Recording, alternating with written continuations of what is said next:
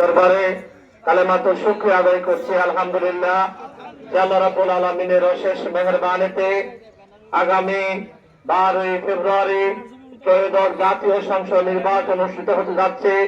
এই নির্বাচনকে সামনে রেখে আমাদের আজকে নির্বাচনী প্রচারণার শেষ দিনে এই প্রচার মিছিলে আমরা সমবেত হয়েছি। আল্লাহ রাব্বুল আলামিন আমাদেরকে অংশগ্রহণ করার সুযোগ করে দিয়েছেন, সেজন্য মহান মাহবুবের কাছে আমরা শুকরিয়া আদায় করছি আলহামদুলিল্লাহ। আমরা আল্লাহ রাব্বুল আলামিনের কাছে তৌফিক কামনা করছি। আমরা যে মানবিক বাংলাদেশের স্বপ্ন দেখি, আমরা উন্নত, নিরাপদ এবং সমৃদ্ধ কলবা করার যে স্বপ্ন দেখি, এই স্বপ্ন বাস্তবায়নে আল্লাহ রাব্বুল আলামিন আমাদের সকলকে কবুল করুক, আমিন।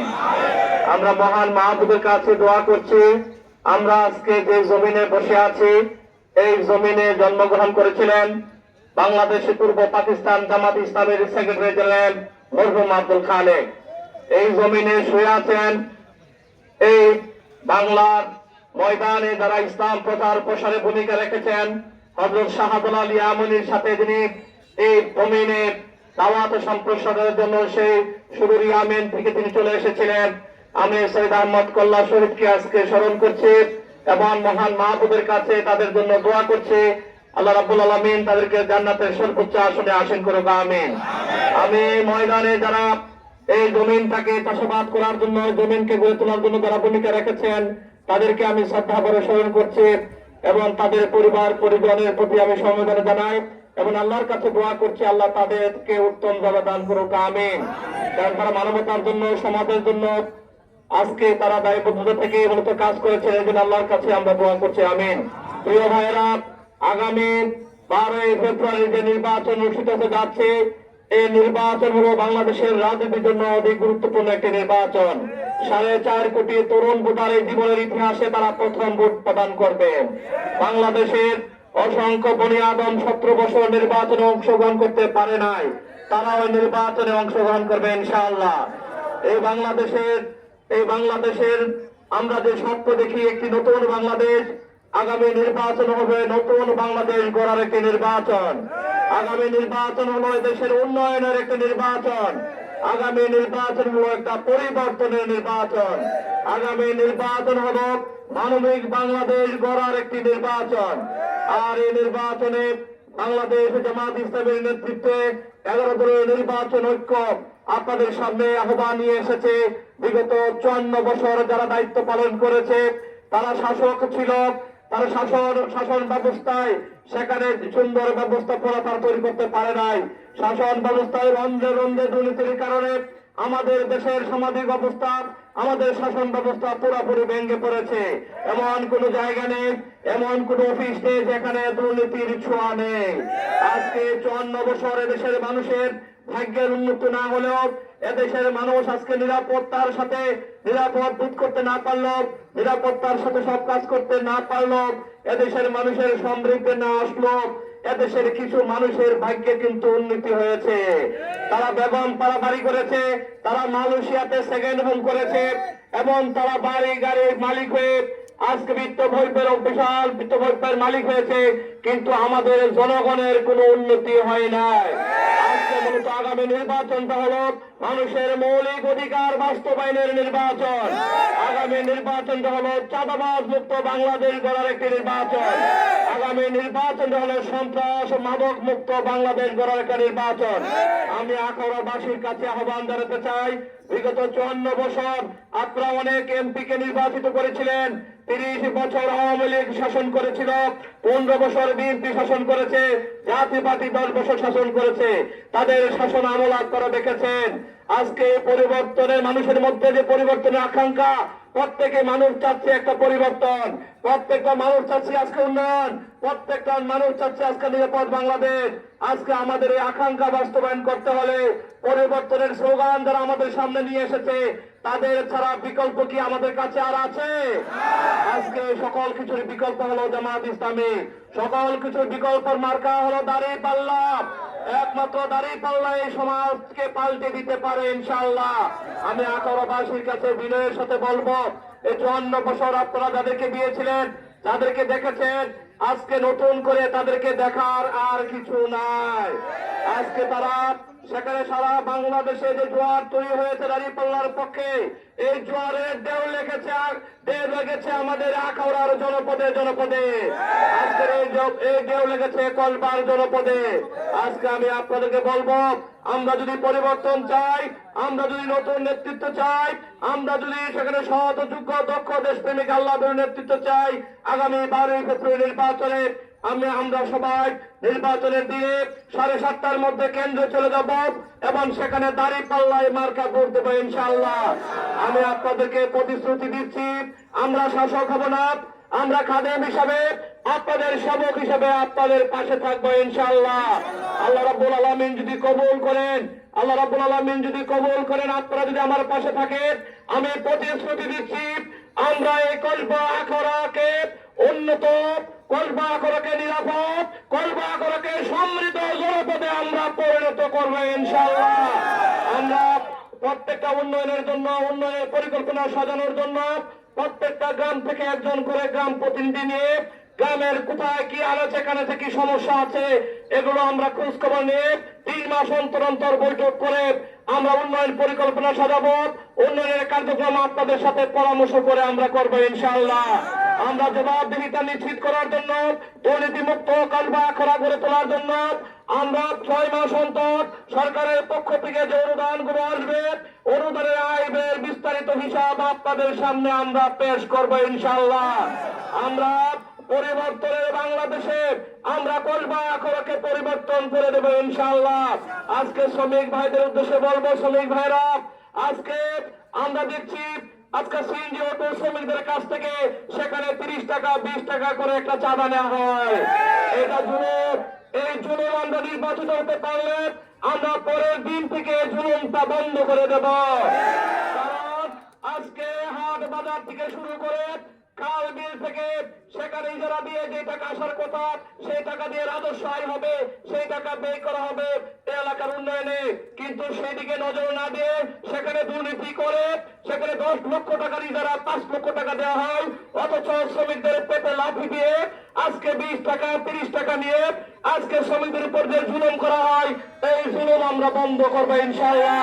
আমাদের আমির জামাত বলেছেন, প্রবাসীরা রেমিটেন্সের টাকা পাঠান, এই টাকা দিয়ে আমাদের জনপদটা ঘুরে ওঠে, আমাদের গাড়ির চাকা ঘুরে, কলকারখানা চলে, অথচ প্রবাসীরা যখন বিমানবন্দর আসে তাদের সাথে 3য় শ্রেণীর নাগরিকের ব্যবহার করা হয়। পিতামাতার জন্য, আত্মীয় স্বজনের জন্য সাবান লোশন কিছু নিয়ে আসে, আজকে লাগেজ কেটে তাদের এগুলো লুটপাট করা হয়। আজকে আমরা বলবো, আমরা যদি নির্বাচিত হতে পারি, প্রবাসীরা 1ম শ্রেণীর নাগরিকের মর্যাদা লাভ করবে। প্রবাসীরা বিমানবন্দর আসলে ভিআইপি গেট দিয়ে বের হবে, বিদেশে যখন যাবে ভিআইপি গেট দিয়ে বিদেশে যাবে ইনশাআল্লাহ। যারা লুটপাট করে, যারা জনগণের অর্থ ডাকাতি করে, তারা ভিআইপি মর্যাদা পাবে। আর যারা এদেশের উন্নয়নের জন্য ভূমিকা রাখে, মাথার ঘাম পায়ে ফেলে কষ্ট করে, তারা 3য় শ্রেণীর নাগরিক হয়ে থাকবে, এটা আমরা মেনে নিতে পারি না ইনশাআল্লাহ। স্বাস্থ্য সেবার ক্ষেত্রে আজকে জামাত ইসলামের পক্ষ থেকে বলা হয়েছে, আমরা যদি নির্বাচিত হই, কলবা আখড়ার স্বাস্থ্য কমপ্লেক্সকে আমরা আধুনিক একটি স্বাস্থ্য কমপ্লেক্সে আমরা পরিণত করবো ইনশাআল্লাহ। সেখানে চিকিৎসক বাড়ানো, বেড বাড়ানো, 5টি অ্যাম্বুলেন্সের ব্যবস্থা থেকে শুরু করে সেখানে হটলাইনের ব্যবস্থা করা হবে। 999 মতো আপনি ফোন দিলে আপনার বাসায় আমাদের লোকেরা চলে যাবে ইনশাআল্লাহ।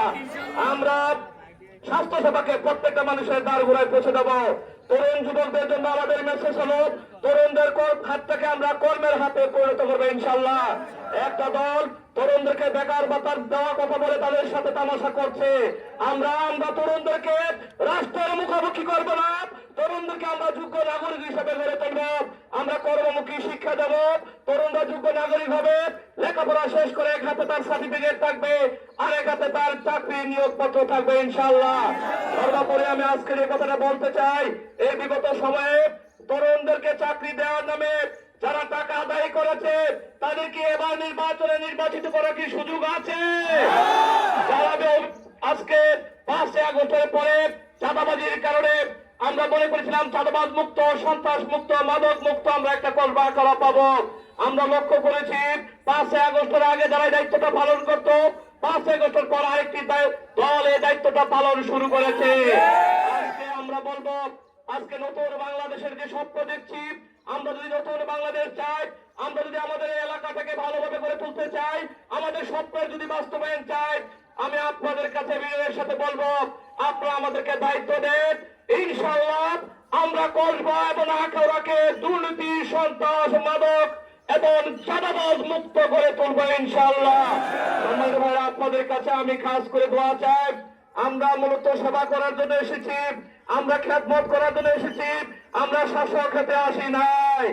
আপনারা একটাবারের মতন আমাদেরকে সুযোগ করে দেন, একটাবারের মতন আমাদের পাশে দাঁড়ান। ইনশাআল্লাহ আপনাদের পাশে আমরা দাঁড়াবো ইনশাআল্লাহ। একটা কথা বলে আমি শেষ করতে চাই, আজকে আমাদের গণজোয়ার দেখে আমাদের বন্ধুরা পাড়ায় পাড়ায়, বাড়িতে বাড়িতে গিয়ে আমাদের নেতা কর্মীদেরকে হুমকি ধমকি দেওয়া হচ্ছে। আজকে বলা হচ্ছে 12 ফেব্রুয়ারির পরে এলাকায় থাকতে দেবে না, তারা আমাদের প্রচার কাজে বাধা দিয়েছে। আজকে আমাদের নেতা কর্মীদেরকে বিভিন্ন জায়গায় লাঞ্ছিত করেছে, বিশেষ করে আমাদের মা বোনদেরকে তারা লাঞ্ছিত করেছে অনেক বেশি। তারা আমাকে হত্যা করার জন্য কসবার গোপীনাথপুর এলাকায় আমার উপর ইট ছুড়ে মেরেছিল। এভাবে তারা নির্যাতন করে, এভাবে তারা বাধা দিয়ে আমাদের গণজোয়ারকে ঠেকাতে চেয়েছে। কিন্তু গণজোয়ার যেভাবে সৃষ্টি হয়েছে, এই গণজোয়ারে তারা বেসে যাবে ইনশাআল্লাহ। তাদেরকে বলে দিতে চাই, আপনারা যদি মনে করেন 20 বছর আগের বাংলাদেশ এখন সে বাংলাদেশ কিন্তু আসলে নাই। আপনারা যদি মনে করেন হুন্ডা গুন্ডা দিয়ে কেন্দ্র দখল করে আপনারা নির্বাচনে বৈতরণী পার করবেন, আমাদের এই কসবা আখাউড়াবাসী বেঁচে থাকতে আমরা সেটা হতে দেব না।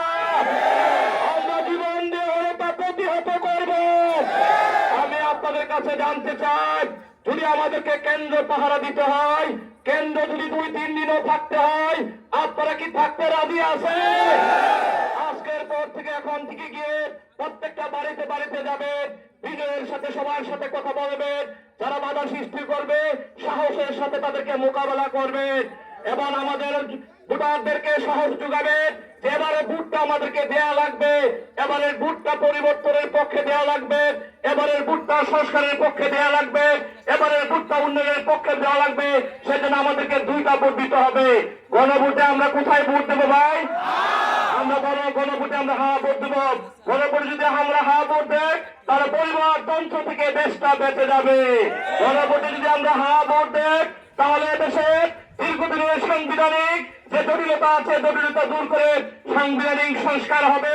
সেখানে বিরোধী দল সরকারি দলের মধ্যে একটা ভারসাম্য অবস্থার সৃষ্টি হবে।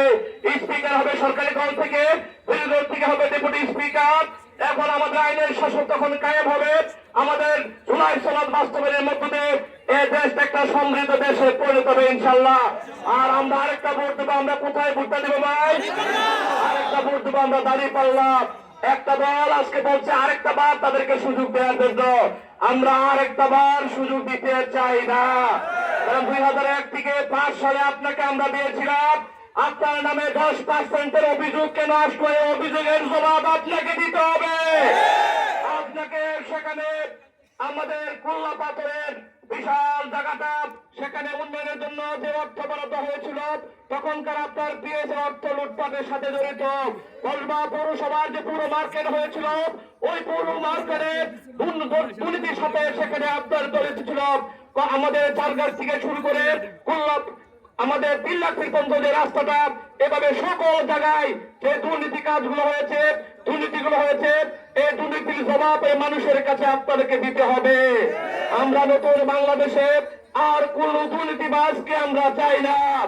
এই নতুন বাংলাদেশকে আমরা আর কোন চাঁদাবাজকে চাই না। এই নতুন বাংলাদেশে আমরা আর কোন সন্ত্রাসীদেরকে আমরা চাই না। এই নতুন বাংলাদেশে আমরা নতুন নেতৃত্ব চাই ইনশাআল্লাহ। আল্লাহ রাব্বুল আলামিন আমাদেরকে কবুল করুক এবং আগামী নির্বাচনে আমাদের সকলকে সাহসিকতার সাথে, দায়িত্বশীলতার সাথে ভূমিকা রাখার তৌফিক দিন। আমিন। সম্মানিত ভাইরা, আমরা একটু স্লোগান দেব। নারে তাকবীর, মার্কা আছে? আরে ভাই কোন সে মার্কা? ইনশাআল্লাহ।